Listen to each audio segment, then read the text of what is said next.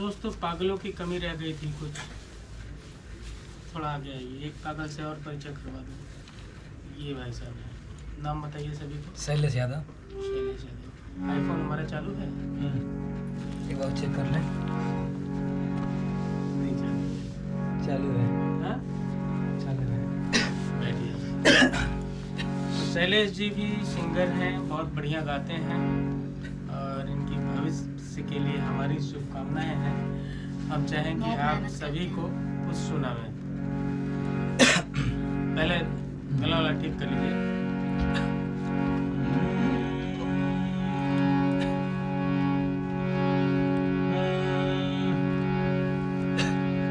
आसरा के फुलवा झरी जाला, हियारा रात दिन कुलाला। आसरा के फुलवा झरी जाला, हियारा रात दिन कुलाला। जाने का होला कैसन एही जहानवा में, जाने का होला कैसन एही जहानवा में। विधान ज्योतियो न दिहले बा नया नवा, विधान ज्योतियो न दिहले बा नया नवा में। असरा के फुलवा झरी जाला, हियारा रात दिनाया कुलाला।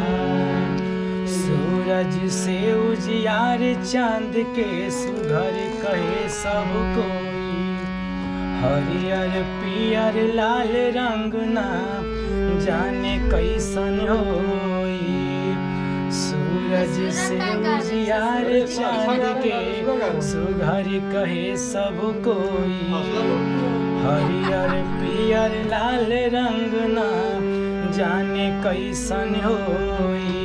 कैसन लागत होई है दुल्हन गवानवा में, कैसन लागत होई है दुल्हन गवानवा में।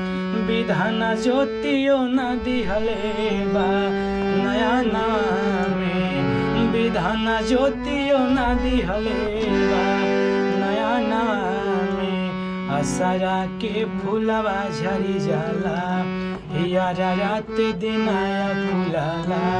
जाने का होला कैसन एही जहानवा में, जाने का होला कैसन एही जहानवा में।